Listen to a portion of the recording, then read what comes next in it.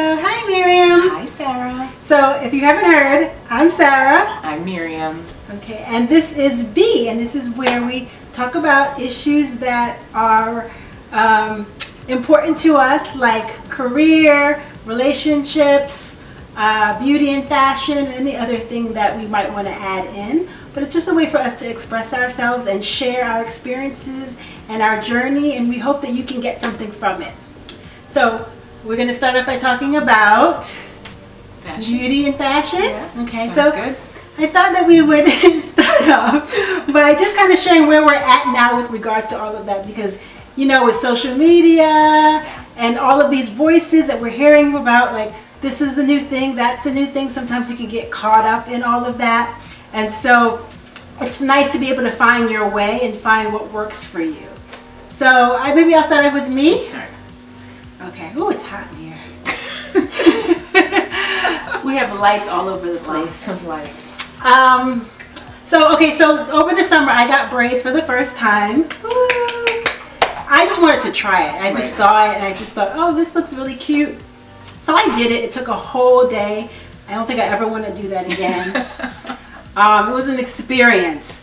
So when I got it, and it didn't feel like it was tight at first, but then after a while, I realized it was tight. So I was waiting for it to loosen up, and it did, but I didn't realize that it was also pulling my hair when it was loosening up. So I'm like trying to look cute for like a month. The hairdresser said I kept it in for a little bit too long. Oh, really? I had kept it in for almost 2 months. Okay. I guess I'm not supposed to do that, but my other hairdresser said that she had hers in for 2 months, so that's why I kept it in. I think like 4 to 6 weeks is usually. Really? Yeah. Oh, okay. I mean, I've gone 2 months for sure, so. Yeah. So I didn't. It broke off the whole entire front of my hair. I didn't realize that. I was like, oh my god. So I was like, that's the last time I'm going to do that again. I mean, it was cute for what it was. Right. I just wanted to try it, and I've done it, and that's it. So. Well, I'm sorry to hear you say you'll never do it again, because sometimes it's just about finding the right hairstylist. That person was obviously pulling way too hard and too tight. I'm an OG to braids, and I have a lot of breakage in the front as a result. So I'm definitely sensitive to that, and I understand you wanting to stay away from it, but I think it's about the hairdresser too. Really? See, that's the first person I went to. See, I'm sorry. I'm gonna get some tissue because I'm like sweating. Sorry. We're at a certain point in our lives, and that kind of thing will happen. Maybe way in the future, but now I need to give my hair now rest. You need to like let it rest, let it recoup. Yes. Yeah. And then there's also the hair color thing. Let's get into that, Sarah. Yes. Hair color is a big thing with Sarah. Yes. So I'm going gray, and I don't want to spend my whole life trying to cover it up. And I've seen all these girls go gray, and it looks so cute. So I've been trying to get a hairdresser to dye my hair gray. Everyone said no, because it's going to damage your hair. It's going to be a lot of upkeep. Which, okay, I understand that, but I'm sort of in a process now where I'm trying to get it lighter so that it blends in at least with the gray. So we'll see what happens. I lighten my hair, and now when I go back to the hairdresser, she's going to give me lighter highlights that hopefully blend in with the gray, because the gray is a real thing, and it's coming in, and it's uncomfortable for me. I know that a lot of people have kind of gone through that uncomfortable stage, and now they have full, beautiful gray hair. I don't think that I'm going to get there very soon. I think mine is coming in very slowly. I don't really know how long it takes, but mine is definitely just coming in really slowly. So I'm trying to see how I could work with it. It's a very awkward sort of time. Yeah, I have weird patches in places where it's just gray, and I don't think I have the patience for the upkeep of color. Although I've tried on my own to do things, and again, I just can't keep it up. So I won't necessarily say that I'm embracing the gray, but I'm not fighting it either. But I am very nervous about you pushing the process, because I don't want you to end up damaging your hair. Just like we just talked about with the braids. I think the same sort of kind of caution that you're exercising with not getting braids again, I think you should just sort of pace yourself with the hair color too. It's all going to happen when it happens. I think it's individual, and there's no way to sort of gauge how fast or how slow, and Right. Well, yours looks good. I mean, you don't see it in the front, maybe because you're covering up your front. There's a random section like right here that's very gray. That's just, it's odd just because of where it is, and then there are some in the front too. Like I see some, I like how it's kind of like distributed, so you don't really, it's not like harsh, like just in the front. It's not doing anything like, it's not doing anything cool like the girl from Josie and the Pussycat. Yeah. I would love to just have like a gray streak or something if it was going to do that, but it's going to do its own thing. So you're just going to let it grow in? I think I am for now. I mean, I've always wanted to be blonde. Mary J. Blige blonde. I think that blends in with your skin color. I've always wanted to do that, but I've just been too afraid. My hair has been up and down, like stress, and my hair and my skin are very susceptible to like anxiety, and whenever my like hormones are up and down, you can tell. So I'm always nervous about doing anything too harsh or too big. So maybe that's like why I haven't done it, but I've been thinking about it. I don't know. Maybe I will. You never know. Well, good luck. Yeah, right now this is where I'm at. Yeah. Since the pandemic, just twisting my hair. And I like the twists. The twists are nice. It's like a twist out. So I'm still like getting to the point where I know what products I like, how much product to use. So that's where I'm at. Yeah. So what else are we thinking in terms of fashion and beauty? Like we said, there's so much out there. I know when I was young, we just had our magazines that we looked at, and that was the authority. But now there's no authority. Well, the authority's power has lessened. Right. So no longer do we just look to magazines. We now look online. We look through Instagram. Everybody has a voice, and everybody has their own style and own thing going on, which has its good points, right? Because like kind of like what we were saying before this talk, that you can kind of make your own way. And you can create your own style sense more easily because there's no authority. Right. But in that, you can kind of get a little lost, right? Because you're trying to figure out what you like, what you don't like. You wonder if you're exposed enough, if you're overexposed, you know, that kind of thing. But I've been seeing a lot of things that I like. Like I do like this whole modern look, like these modern shapes. Like remember we talked about the boots, I don't know what they're like platform boots. Kind of, I kind of like that. We share a lot of pictures back and forth. So one of the pictures was these like modern boots from Lisa Gay. I think that's the name. Yeah. They're white. You can look them up. They're cute. I like them. I mean, I'm not sure how they will look on me, but I kind of like that they were modern. And to me, they're not far from the combat boot. Right. They're not that far, and I think that I could really work it in a really like relaxed way. Yeah. So we'll see. I don't know. What I liked about them is that they were white, so that was automatically interesting. And crocodile. I like that. That's nice to have a little bit of a texture and a visual interest too. I have big feet, so I'm always wary of like a big chunky shoe. Yeah. Oh, okay. That's usually where I'm like, I don't know, but I think you can probably pull it off. And it'd be cute. I didn't see what sizes they went up to. Did you? I didn't look either. No. We also do that too. We get like all carried away before we even realize. Yeah, I know. And then you see it sold out. I'm like, why did I even like pay attention? Because to then this? By then you've already dreamed of outfits. And, I know. And it's like, no, you can't do that. But I like them. I like the brand. I think it's cute. It has like a modern edge to it. I never heard of that brand. I don't think. Yeah, I find so many brands now online. You know.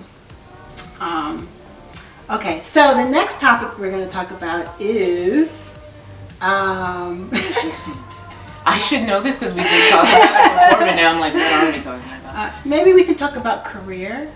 Because I know Okay, it is very complicated. I mean, I think the last time we talked, which was like a couple years ago. It was a couple of years ago. And the last time we talked on a podcast, we talked regularly. Yes. Sorry. Okay, just get it. Let's just be clear. Yeah, the last time we did the podcast was a couple years ago. We were talking about where we wanted to be, maybe some of the dissatisfaction in where we were. So I thought it would be interesting to even just talk about now where we want to be, where we want to go. As you know, I started Trulery, which is a design and fashion psychology consulting service while I'm also doing traditional psychology, and that was very challenging for me, and it's still challenging to try to get something off the ground because I can't always go full force on the side business while I'm writing reports over on on this end. So it's been pretty challenging to try to get opportunities and to try to brainstorm, but I'm pushing and I'm moving as much as I possibly can. So I'm looking for different ways to get clients, to kind of connect with the community. So I'm trying to do that and think of ways to continue to do that. But sometimes it's just when you're sort of in the grind, you have your down days where you feel like it's not going your way. You feel like you wish you were someplace different. I know I went through that a lot. I felt like I wasn't moving. I felt stuck. That was a big word for me. So then I thought it would be a good idea to think about where I want to be. So at least I have a vision that I can keep looking forward to. So if I have those down days or I get sidetracked, at least I can always come back to that. So I know for me, I wanted to be at a place where I was doing the business full time. So seeing design clients, seeing fashion clients or wardrobe consulting clients, partnering with social service organizations to see how I can give of my services and time there. We had a little delay. So as I was saying before, like trying to kind of merge all these different interests has been challenging, but if I find that if I just keep going at it, because I'm never really one to like stop. I usually try to complete all my goals. It's just been built that way. If I just keep moving, then I will find my way, because I know that if I stop, I'll be really miserable. So I have to keep moving and trying, because this is what my advisor used to say, my graduate school advisor used to say, is the process. It used to annoy me when she said that, but it actually makes sense, because it sort of frees me up and makes it feel like I don't have to be perfect all the time.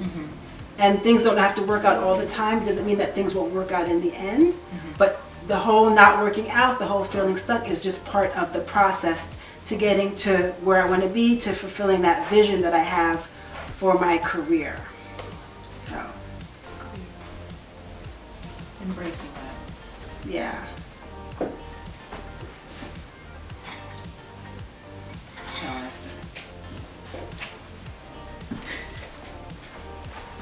We have interruptions here. Sorry about that. Okay. Yeah, so that's what what you can comment before you start. Do you have anything you want to add to that? No. No, we talk about this pretty regularly, and it is hard to kind of watch you feel, that you haven't reached where you want to go. When you have people in your lives that you care about, you want to see them achieve the goals that they've set for themselves. And when you know that someone has talent and drive, and one of the qualities about Sarah that I admire the most is she's really tenacious. She doesn't stop. She just keeps going and she achieves it. But sometimes you want something and it may take a few extra steps.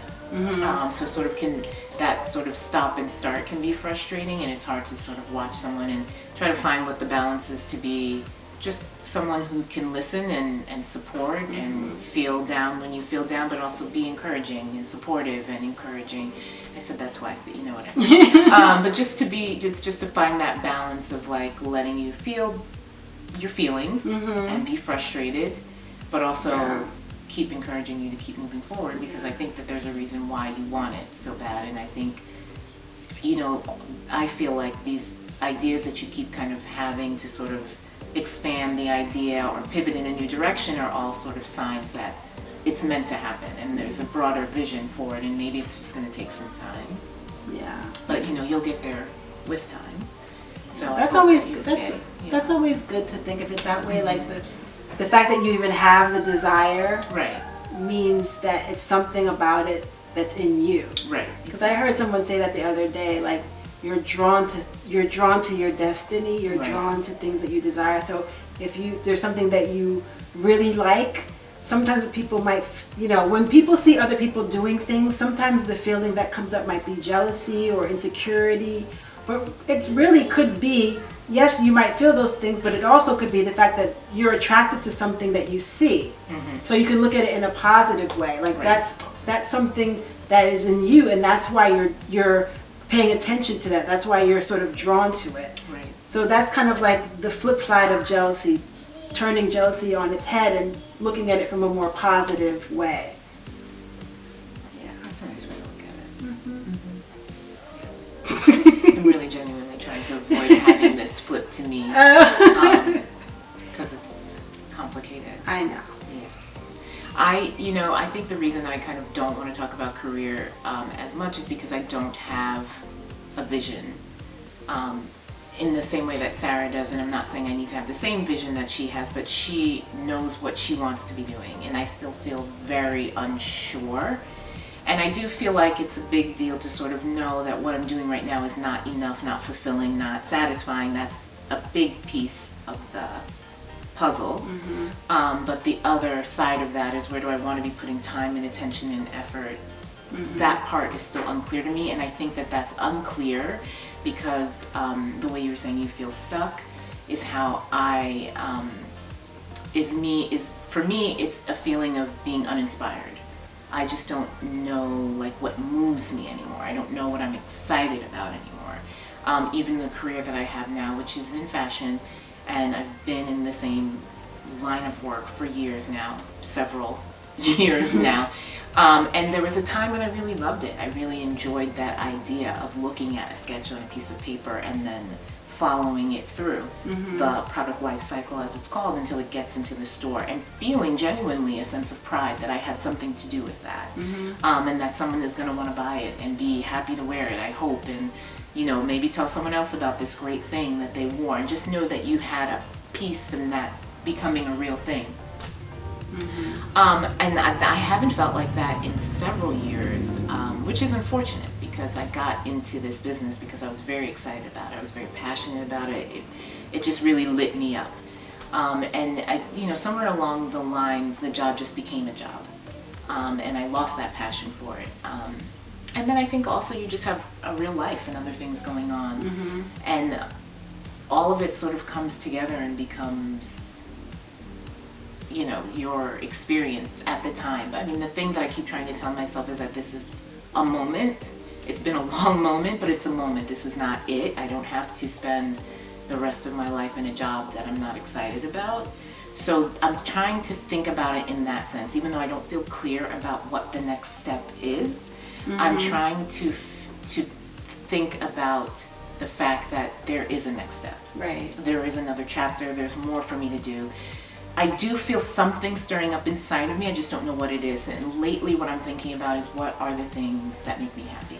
What am I excited about? What brings me joy? And I do feel also that in most recent years I've kind of gotten away from that. Like I've just been sort of very sheltered and a little unhappy and a little unsatisfied with my life, or a lot, in certain areas. And I just kind of am trying to get back to what are things that are joyful for me, what are things that are meaningful for me, and who are the people that are supportive and loving, and and people like Sarah who will challenge me too, and like ask the hard questions, and like not let up until you start working on those answers. That's important too. To have people who will to have people who will who can see something in you. Like sometimes I think Sarah wants me, not that she wants me to be someone that I'm not, but I feel like she can see something. And I'm not there yet. Something. I mean, I see it too, but I'm just not there yet. Right. But it's helpful to know that someone that you respect can see something, and it helps you to feel like there's a reason to keep pushing and moving forward. So I don't really have an answer. It's in flux, and I'm just trying to let myself feel comfortable with the fact that I don't know, which I think being a certain age, there's a lot of anxiety about feeling like what you think you should have felt like 20 years ago. Right. It feels like, well, what have I been doing with my life if I still don't know? And I think everybody's life unfolds in a different way at different times, and maybe this is my early 20s moment. Maybe I'm meant to have it now. where I'm still Right. not sure, or my quarter life crisis. Maybe Right, I'm just right. having it really later, because I certainly don't feel midlife. I still feel like there's a lot left to do. And instead of being afraid of I don't know what that thing is, I just want to be like, well, what do I know now? Right. And where can I find joy now? Because I feel like if I can open up to that, I'll make space and room for other things to come. That's beautiful. I was thinking when you were saying like every feeling, even if it's a I don't know feeling, is direction. Every feeling is direction, and it's not. There's no time frame. Right. I mean, I know we feel that, Right. but who's to say? I mean, some people, they have success early on in their life, and then they don't live the rest of it. Right. Or some people have success later on in their lives, and it's just as fulfilling as if they had it earlier. And everybody's time is different. And I'm very spiritual, so I'm faith-based, so I believe that, God has his hand. It may not always be the way that we want things, but I feel like it's, like I said before, it's all part of the process. Right. And so the fact that you can feel anything is direction, Right. So good That's a luck nice to way to you. That's a nice way to look at it. Yeah. So, and good luck to you in your endeavors, because I have faith that you will find your way. And we'll look back on this and be like, wow, Yeah. we can kind of reflect and be like, what was that? And then we can share that with everyone else. Yeah. People who come up behind us. Right. That's right. And I think part of anybody's experience is to do that.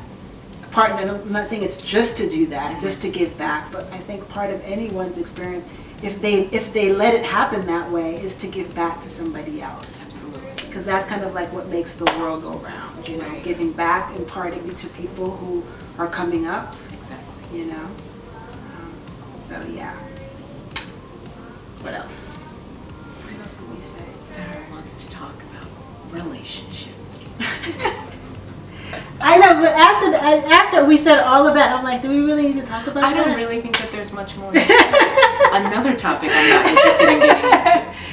I think that could be a whole nother, literally on its own, because there are so many different relationships, and right. that could be something. But I think my relationships, like what I was thinking, kind of ties into career. Like, because, I don't know, especially through the pandemic, just, I had a feeling of like just loneliness, kind of feeling isolated, and then wanting to do certain things to kind of minimize that feeling or relieve that feeling. Right. So I don't know if we're going to get cut off. She's getting there, all self-talk. I know, I'm trying. But what we were saying, what was I saying? I don't know either. It was good though. It was. It was something about building relationships. Right. Oh, not just kind of, if you want to connect, you have to kind of put yourself out there. So what I did is I've been joining groups, mentorship groups, just women's groups, to try to, put myself out there and connect, because that's really the only way I can think of, Right. if you guys know of any other way. But that's kind of where I've started. So that's what I was thinking in terms of relationships. Right. I don't know if you wanted to add to that, or should we just say? I mean, I'll just simply say I'm in a similar place. Yeah. I've been feeling isolated and lonely before the pandemic, and the pandemic just sort of brought that into it. Yes. For everyone, I'm sure, had like moments of just sort of feeling isolated, literally, but also just figuratively, just feeling like, where do I belong, and who's available to me, and who can I connect with, and about what. So I mean, I'm still working through that, which I think is the next phase of my life, is just really trying to pull out of sort of a rut that I found myself in. And I think also I'm comfortable in the rut a little bit, because you know what goes on there, and like what your boundaries are. And I think it's, for me personally, time to really start to push at those boundaries a little bit, because sometimes being safe can also be detrimental, because you're missing out on things. So I definitely would like to see myself do things that I have not been doing, and just engaging in the world in a way that I haven't, that I want to, but I think I always have feelings of like, is this enough, or am I good enough, or what do I have to offer? So just trying to work through those things, or past those things, because I think working through them is just like, I'm never going to work through them. I'm always going to have those feelings. I'm just going to have to get past them. I was actually thinking recently, because I'm alone, I spend a lot of time thinking about things. So I was just thinking like about like that idea of when I'm in the place that I want to be, or when I'm thinner, or and so I kind of was thinking I need to really start thinking while I need to start thinking about this is where I am. So while this is happening, I can still, you know. So that's my new way of framing things, you know, instead of like, this is what I'm going to do when. It's like, well, while I'm working through that, I can still reach out to friends. I can still join organizations. I can still go out and be in the world and experience life. Like, you can't just like wait and sit. Picking up the pieces and making those work. What is it? Making lemonade out of lemons? Whatever. But you get what I mean. So so it's basically just, you know, making do with what you have and being positive about that. And that's such a big part of life, because we're not always going to get what we want the way we want it, when we want it. Absolutely. So a big part of it is you have to learn how to make your own happiness, and that's like the key thing. If we didn't say anything else, we're learning that, and it's not easy, and we haven't like mastered it in any way, but that is sort of the goal post, you know, being able to make your own happiness. Sounds like a nice place to end.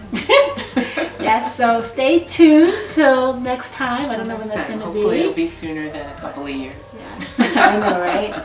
But we hope you enjoyed us, B. We hope you enjoyed it. Yeah. Peace. Till next time.